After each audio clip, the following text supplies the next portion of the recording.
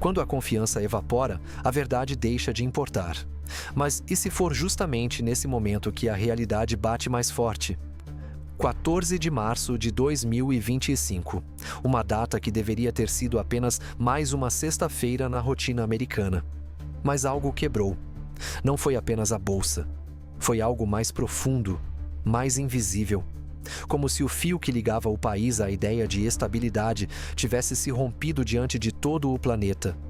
Em menos de 7 horas, mais de 1,4 trilhões de dólares em valor de mercado evaporou. O Dow Jones caiu 720 pontos, o S&P perdeu 113, o Nasdaq afundou quase 500 pontos, a maior queda em meses. Telas vermelhas dominaram as estações de trabalho em Wall Street. Mas o que realmente colapsou naquele dia não estava apenas nos gráficos. Não foi apenas uma crise de números. Foi uma crise de imagem, de discurso, de liderança. O país inteiro parou para ouvir respostas e recebeu um vácuo. A imagem que ficou marcada na mente dos americanos não foi a queda das ações. Foi o semblante vazio da equipe de governo diante das câmeras. O silêncio desconfortável entre as frases. O suor escorrendo sob o sol da coletiva de imprensa. E as palavras soltas, desconexas, desnecessárias, como se os representantes do povo falassem para outra audiência, em outra dimensão. A promessa era simples: acalmar os ânimos, mostrar que havia um plano, que tudo estava sob controle. Mas foi o contrário. Um desastre ao vivo, transmitido para o mundo inteiro. E ali, naquele palco improvisado em frente à Casa Branca, começou uma história que os livros talvez demorem a processar, mas que o povo já entendeu instintivamente. Algo muito errado está acontecendo com a América. Naquela manhã, antes do caos, um novo relatório financeiro foi liberado. Esperava-se uma leve desaceleração. O que se viu foi o contrário: inflação acima de 6%, mesmo após múltiplas elevações na taxa de juros. Confiança do consumidor em queda pelo terceiro mês consecutivo. Indicadores industriais despencando, sugerindo não uma recessão técnica, mas uma real. E uma inquietação pairando no ar. Para onde exatamente Trump está levando o país? O 47º presidente dos Estados Unidos estava de volta ao poder e com ele voltaram também os pesadelos de 2020, só que agora muito mais instáveis, imprevisíveis e perigosamente centralizados em torno de uma figura: ele mesmo. Na tentativa de conter o pânico, a Casa Branca convocou uma coletiva ao ar livre no Jardim Sul. A justificativa oficial: demonstrar transparência e liderança. Mas quem assistiu viu o oposto. A secretária de imprensa, Karoline Leavitt, abriu com frases batidas, atacando a mídia, citando inimigos abstratos, culpando as elites e exaltando a força do povo americano. Nada de novo. Até que um repórter levantou a mão. A pergunta veio como uma lâmina: o presidente ainda cogita um terceiro mandato? O silêncio antes da resposta foi mais eloquente que qualquer palavra.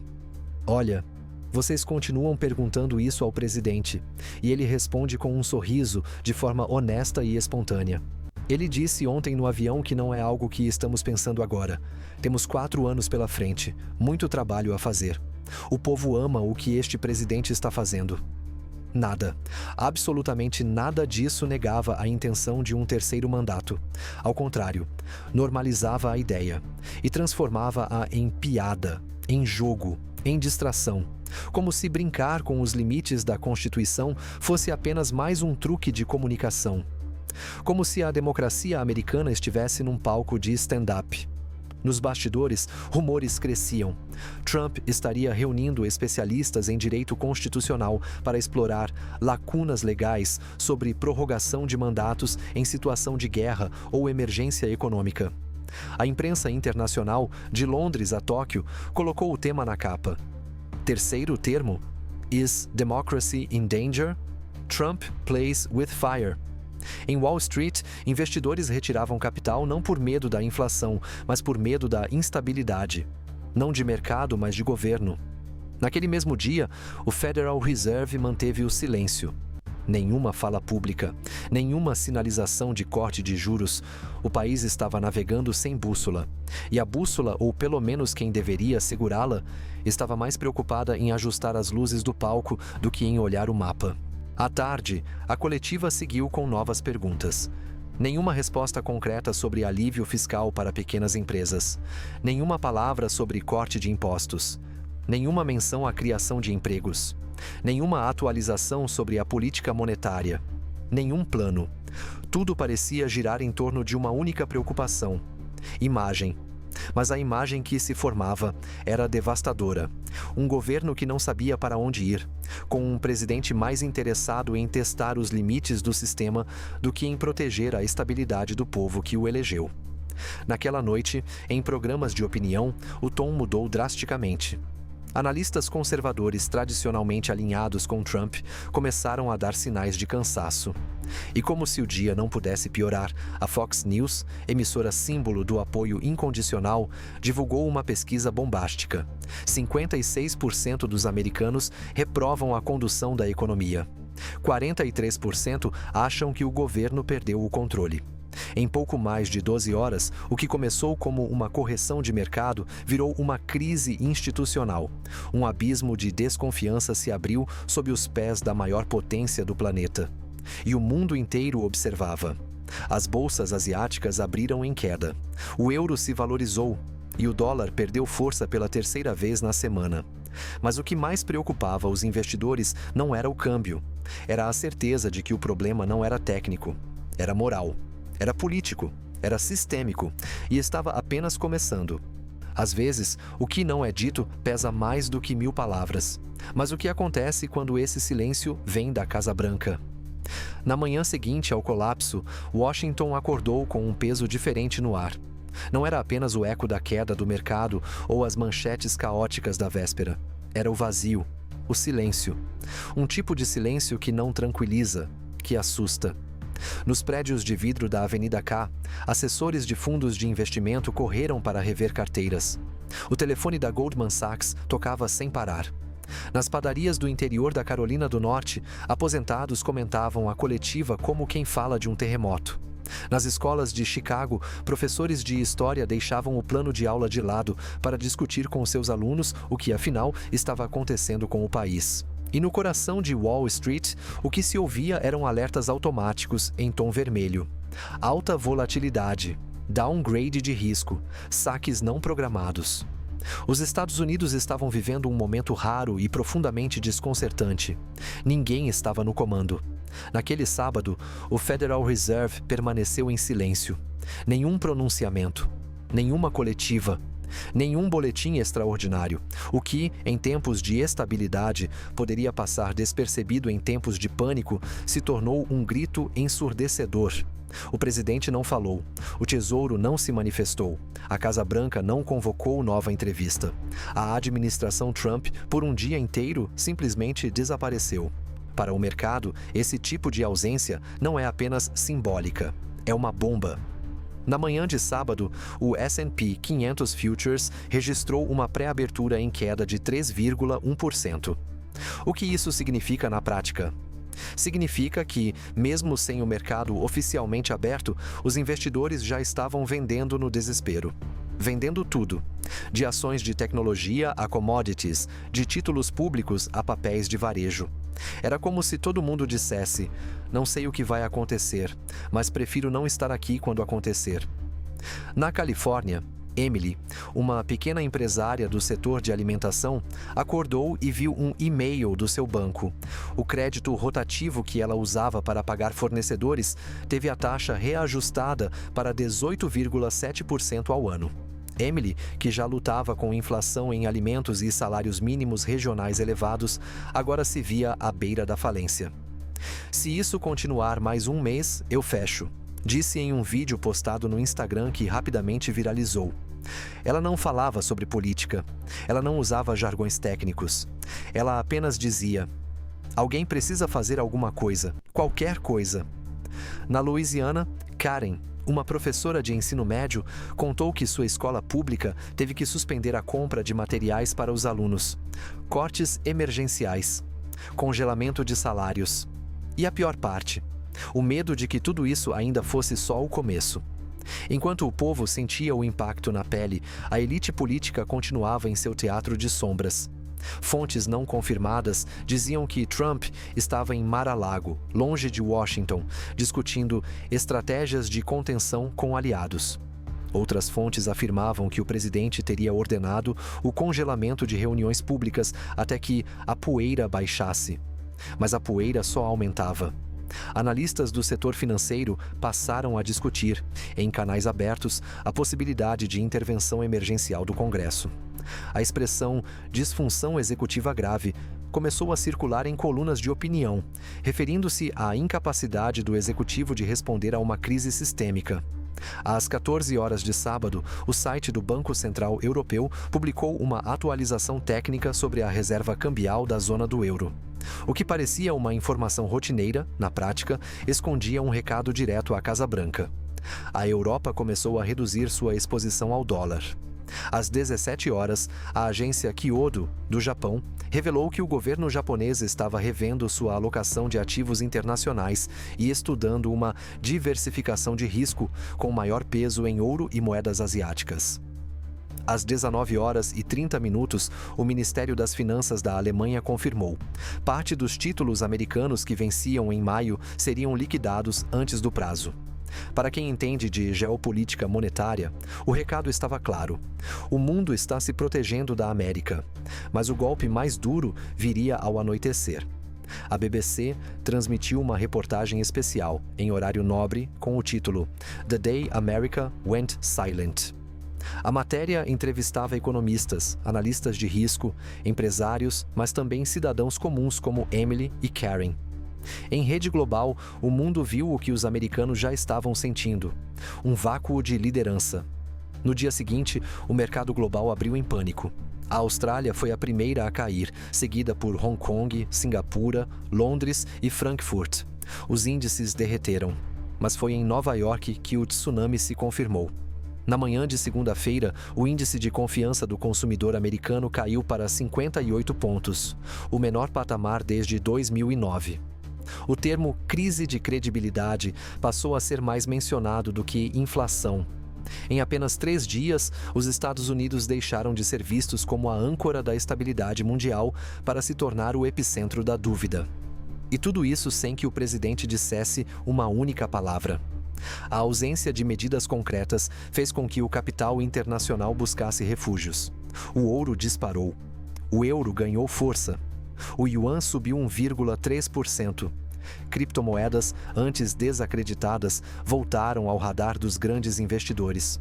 E o que parecia uma oscilação passageira se transformou em uma narrativa. Os Estados Unidos não são mais confiáveis. A mídia americana começou a apertar o cerco. E no coração do povo, outra emoção começou a ganhar espaço: raiva. Raiva por pagar mais caro na comida, por não conseguir crédito, por não ter resposta, por assistir tudo acontecer, ao vivo, sem conseguir fazer nada. Quando seus aliados começam a fugir, não é mais uma crise de governo. É o início de um abandono. Enquanto os americanos ainda tentavam digerir o colapso do mercado e o silêncio da Casa Branca, algo ainda mais profundo e invisível para a maioria já estava em andamento. Algo que não apareceu nas manchetes logo de cara, mas que, dias depois, se revelaria como um terremoto silencioso no coração da ordem mundial. O mundo estava se afastando dos Estados Unidos, não com palavras, mas com ações, com números, com decisões que por si só pareciam discretas, mas juntas formavam um mapa da ruptura. Entre outubro de 2024 e março de 2025, mais de 390 bilhões de dólares em títulos do Tesouro americano foram liquidados por governos estrangeiros. Isso não é uma especulação. São dados públicos, números frios, mas com consequências quentes, muito quentes. Por que isso importa? Porque os títulos do Tesouro são o coração da confiança global no dólar. Quando um país compra esses títulos, está dizendo: acredito na estabilidade dos Estados Unidos. Confio em seu futuro. Vamos aos fatos. Brasil, Irlanda, Canadá, Índia, Noruega, Japão, China. Todos esses países, de diferentes blocos e ideologias, venderam bilhões em títulos americanos nos últimos 3 meses. Nenhum anúncio oficial, nenhum protesto público. mas uma retirada em massa metódica, silenciosa e assustadoramente coordenada. Só o Brasil vendeu 55,9 bilhões de dólares. A Irlanda, 42 bilhões. O Canadá, 37 bilhões. Mesmo países historicamente dependentes dos Estados Unidos, como o Japão e a China, reduziram suas posições. Esses movimentos não são sobre taxa de juros, nem sobre preferência por outros ativos. É sobre estratégia de sobrevivência, sobre não ficar preso quando o barco afundar. O que exatamente está acontecendo nos bastidores da diplomacia global? Por trás dos salões da ONU e das reuniões do G7, diplomatas e ministros das finanças estão sentando à mesa e perguntando: se os Estados Unidos colapsarem, estamos protegidos? E a resposta, cada vez mais, tem sido não. O mais surpreendente é que esse êxodo financeiro está acontecendo sem nenhuma declaração de guerra, sem sanções, sem rompimento formal de relações. É um divórcio silencioso, e talvez por isso mesmo seja tão perigoso, porque ninguém está dizendo em voz alta o que já se tornou evidente. A confiança no dólar, na estabilidade institucional dos Estados Unidos e na liderança global americana está ruindo. E quem está acelerando isso? O próprio presidente americano. A reeleição de Trump, celebrada por uma base fiel, causou pânico diplomático em boa parte do planeta. E não é difícil entender por quê. A lembrança do America First, com tarifas agressivas, sanções unilaterais e desprezo por acordos multilaterais, ainda está viva. Para muitos governos, sua volta não é um renascimento da força americana. É o retorno de um perigo imprevisível. Em menos de 48 horas, o Ministério das Finanças da Alemanha acelerou a diversificação de reservas. O Banco Central da Índia anunciou aumento na compra de ouro.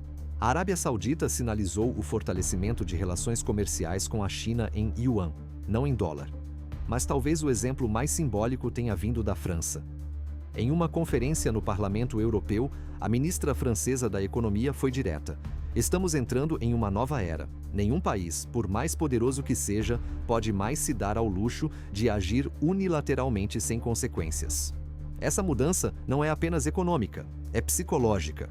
Pela primeira vez desde a Segunda Guerra Mundial, o mundo começa a considerar que os Estados Unidos não são a âncora da estabilidade, mas o epicentro da incerteza. A cada venda de título americano, o governo dos Estados Unidos precisa pagar mais para se financiar. Isso significa que os juros internos sobem. Isso pressiona os bancos. Isso encarece o crédito. Isso trava o consumo. Isso derruba empregos. Texas, março de 2025. O Programa de Habitação Popular do Estado teve que suspender novos financiamentos porque os custos dos empréstimos subiram 2,3% em apenas 10 dias. Mais de 3.000 famílias foram afetadas. E tudo porque os chineses e alemães venderam títulos americanos. Trump apareceu dias depois em uma cerimônia de golfe. Enquanto o mundo reconfigura suas alianças e o sistema financeiro dá sinais de colapso, o presidente dos Estados Unidos tirava fotos com executivos e postava no Truth Social frases como: "A economia está ótima, os liberais só sabem reclamar." Esse é o nível de dissonância. Essa é a raiz do abandono. Os aliados estão fugindo, não apenas do dólar, estão fugindo da negação.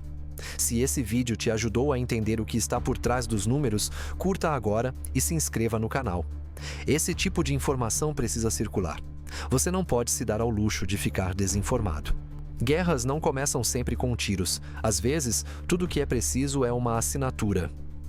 Era só mais um documento, assinado no Salão Oval com pompa, câmeras e um aplauso ensaiado. Mas naquela manhã de 2 de abril de 2025, o mundo inteiro entendeu. Os Estados Unidos tinham acabado de declarar guerra e seus alvos eram os próprios aliados. Não foi chamada de guerra, claro. Foi chamada de política comercial agressiva, retaliação justa, reciprocidade tarifária.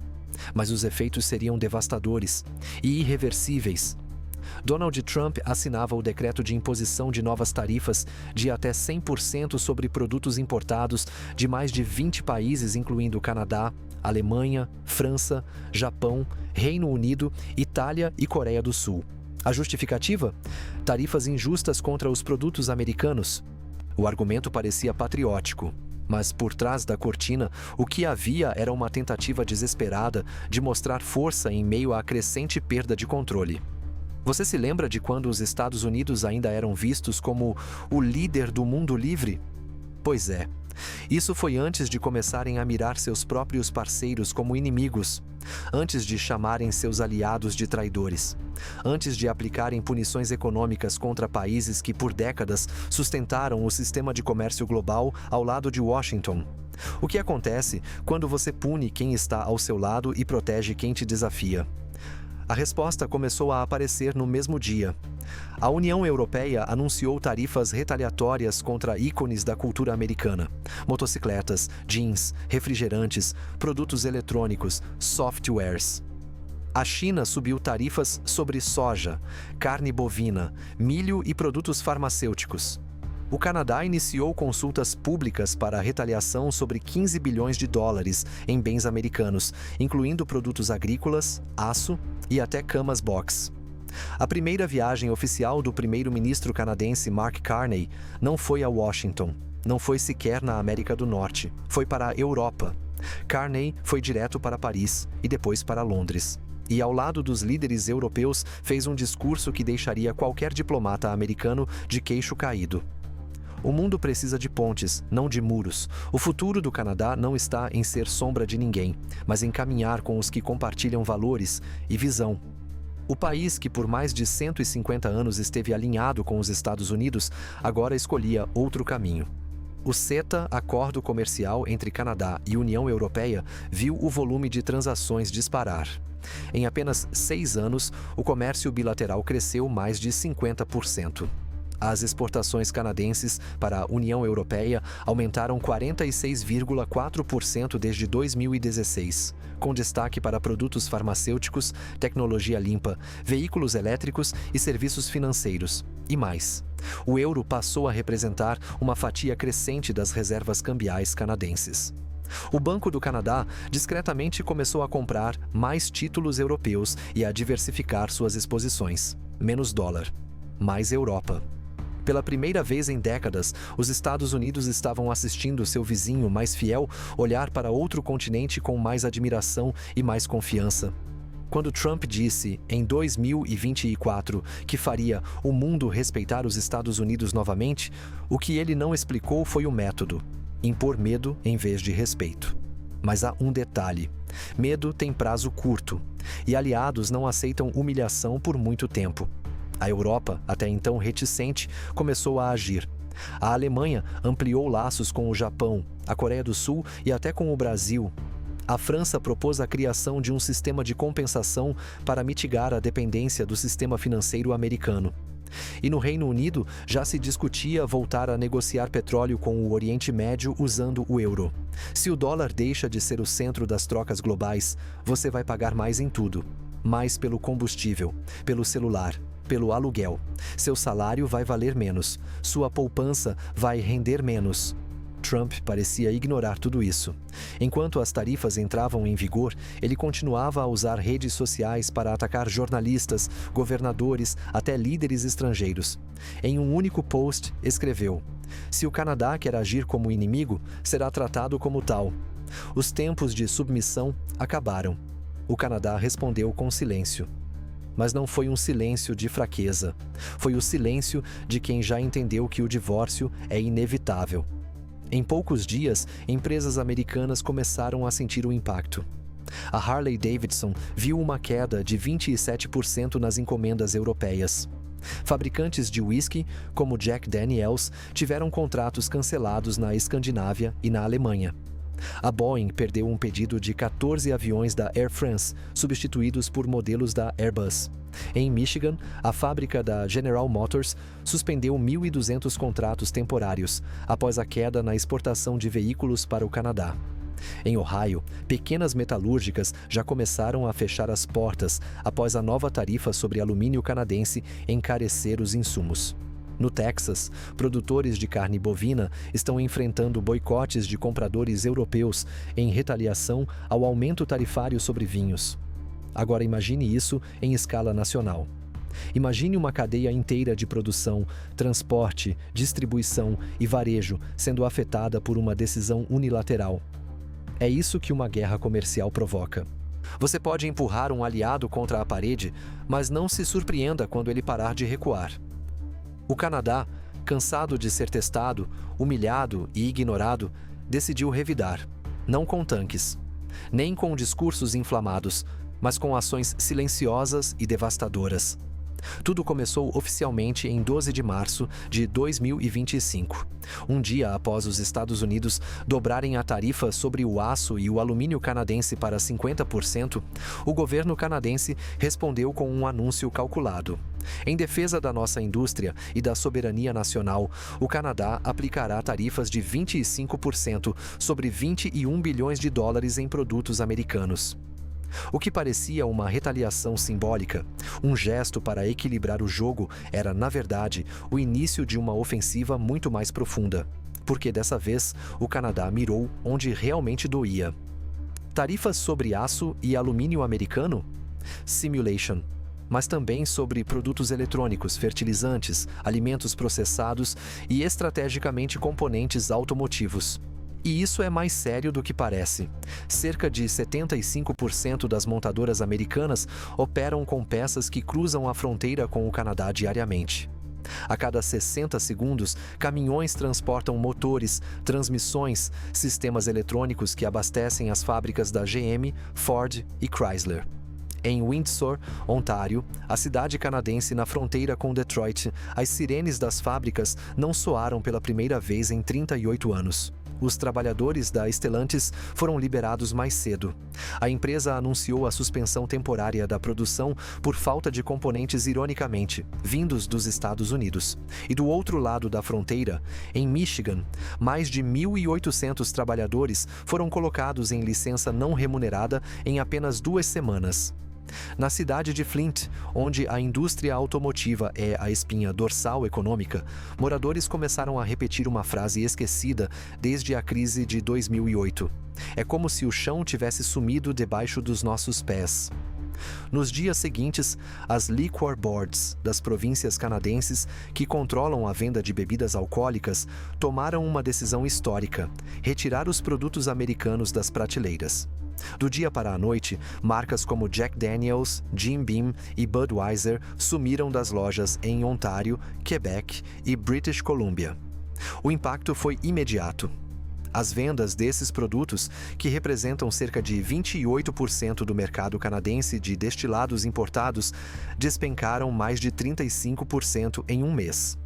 O CEO da Brown-Forman, dona da Jack Daniel's, declarou em conferência com acionistas: "O mercado canadense sempre foi um dos nossos mais estáveis.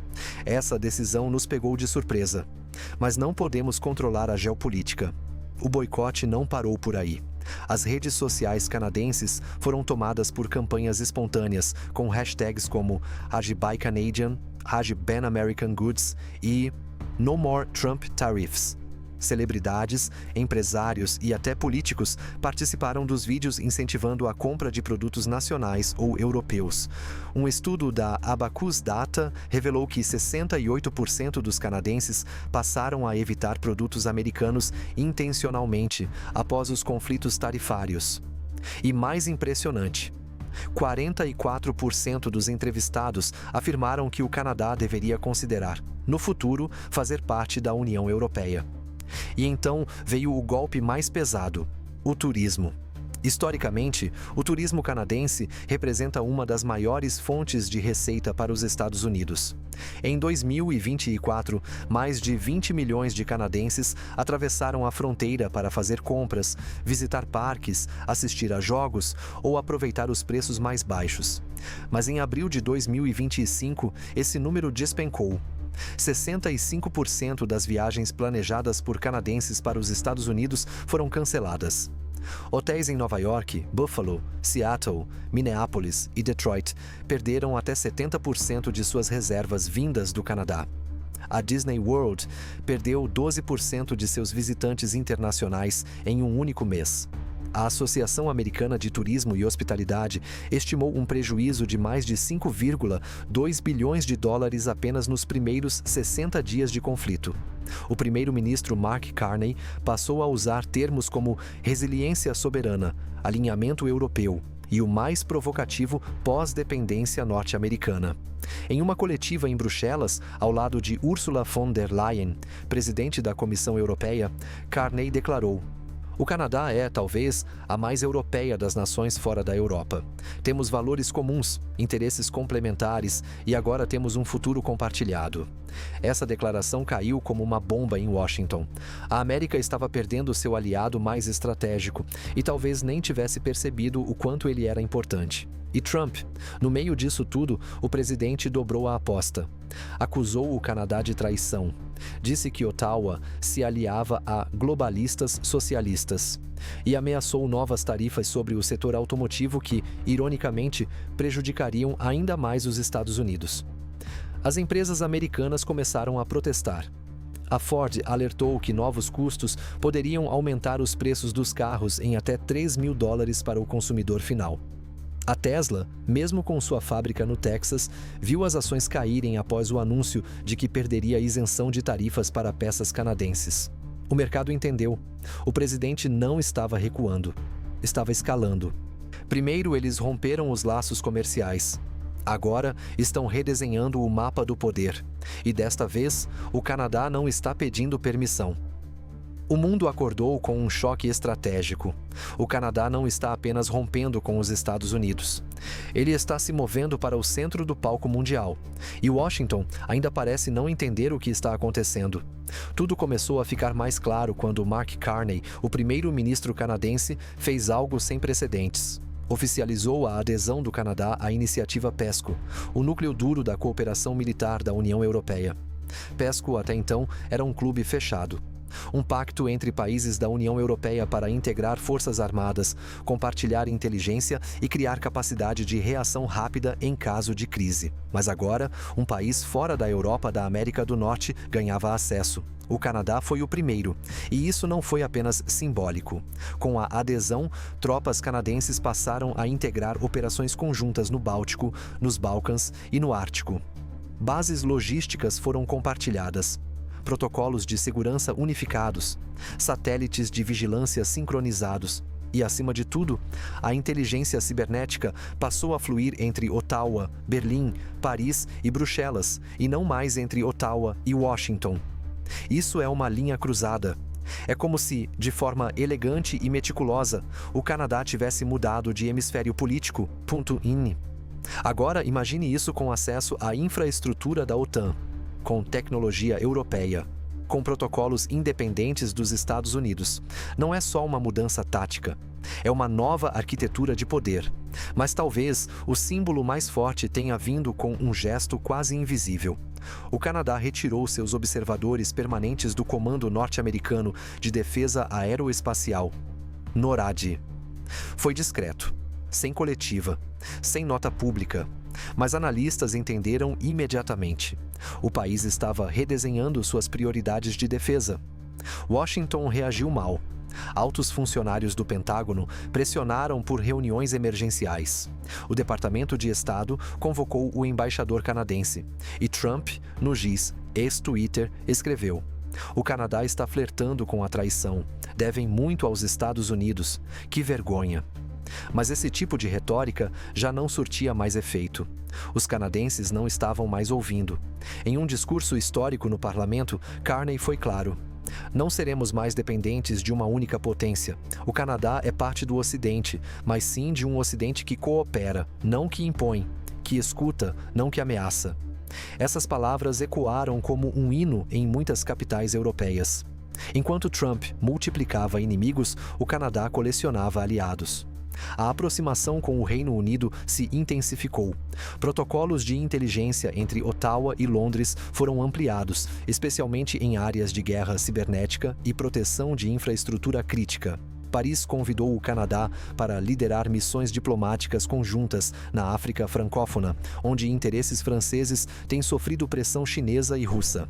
Alemanha e Bélgica assinaram memorandos com o Canadá sobre tecnologia de mísseis hipersônicos defensivos. E tudo isso aconteceu em 6 meses. Ao alinhar-se à Europa, o Canadá também está redefinindo seus laços econômicos, culturais e até jurídicos. O euro agora representa 28% das reservas cambiais canadenses. A legislação ambiental do país foi ajustada para harmonizar com os padrões da União Europeia. Universidades canadenses estão ampliando programas de intercâmbio com França, Itália e Alemanha, enquanto os acordos com instituições americanas estão em revisão. É como se, de forma progressiva, o país estivesse reprogramando sua identidade. Washington já sinalizou que pode aumentar as tarifas sobre carros canadenses em até 75%, algo que afetaria 300 mil empregos diretos no Canadá e 1 milhão nos Estados Unidos. Empresas americanas de tecnologia estão sendo pressionadas a sair de território canadense. Exportações de gás natural canadense para o nordeste dos Estados Unidos já sofreram restrições administrativas. Isso não é mais só uma guerra comercial. É uma disputa existencial. Washington sempre se viu como centro, como eixo, como origem. Mas e se o mundo estiver cansado desse modelo? E se os países não quiserem mais seguir um líder, mas andar juntos? O que estamos vendo não é apenas uma crise política, é uma mutação do Ocidente. E o Canadá, com sua postura calma e determinada, pode estar liderando uma revolução que ninguém esperava. Uma revolução sem armas, mas com alianças, tratados e gestos de ruptura. Quando um império começa a cair, ele não desaba com um estrondo. Ele racha em silêncio, até que um dia, ninguém mais escuta quando ele fala. O que ninguém queria admitir em voz alta, finalmente se tornou inescapável. Os Estados Unidos estavam isolados, não em guerra formal, não em crise declarada, mas num tipo de exílio diplomático, um vazio de confiança. Os aliados não ligavam mais para o que Washington dizia. E mais surpreendente ainda, os americanos também não. Manifestações se espalharam por capitais como Denver, Chicago, Portland e Nova York. Mas dessa vez não eram apenas protestos progressistas. Veteranos republicanos, empresários rurais, comerciantes do Sul Profundo estavam nas ruas. Eles não protestavam contra impostos, nem por armas. Eles estavam protestando por estabilidade, por previsibilidade, por uma América que não traísse seus próprios princípios por capricho de um homem. Eu votei nele, mas não votei para perder o futuro do meu neto, disse um fazendeiro de Iowa em entrevista à NPR. Se nossos amigos estão virando as costas, talvez o problema não sejam eles. Enquanto isso, o mundo acelerava o passo. O euro se firmava como moeda de contratos bilionários de gás e energia. A China e a Arábia Saudita finalizaram acordos de petróleo denominados em yuan. O Canadá passou a negociar grãos com a Índia em rúpias, e o dólar enfraquecia. Não porque tivesse deixado de valer, mas porque, pela primeira vez desde Bretton Woods, ele não era mais o único porto seguro. E a Bolsa Americana? O Dow Jones perdeu 11% em 2 meses. A Nasdaq registrou a maior retirada de capital estrangeiro em uma década. Empresas como Boeing, Harley-Davidson, John Deere e Ford viram seus contratos internacionais evaporarem. A Tesla perdeu metade de seu valor após boicotes na Europa e na Ásia. Apple começou a transferir parte da produção da Califórnia para a Irlanda. Isso não é globalização, é fuga. Mas talvez o mais simbólico tenha sido o que aconteceu nos bastidores da diplomacia.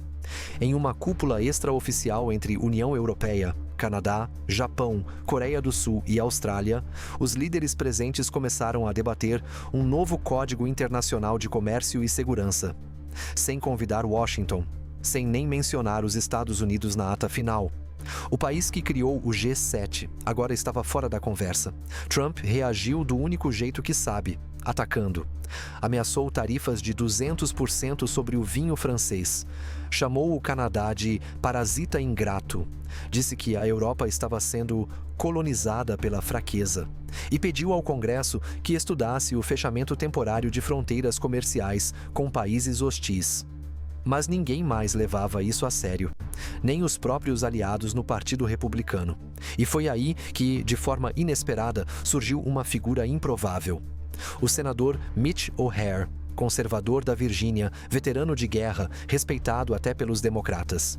Em um discurso histórico no plenário, ele disse: "O mundo não nos abandonou, nós o deixamos para trás, não por fraqueza, mas por vaidade. por arrogância. E chegou a hora de escolher: vamos reconstruir pontes ou vamos queimar as que restam? O Congresso ficou em silêncio e então aplaudiu de pé. E agora? O que acontece com os Estados Unidos? Eles não vão desaparecer. Ainda são uma potência militar, cultural, científica. Mas o que está em jogo não é sua existência, é sua centralidade.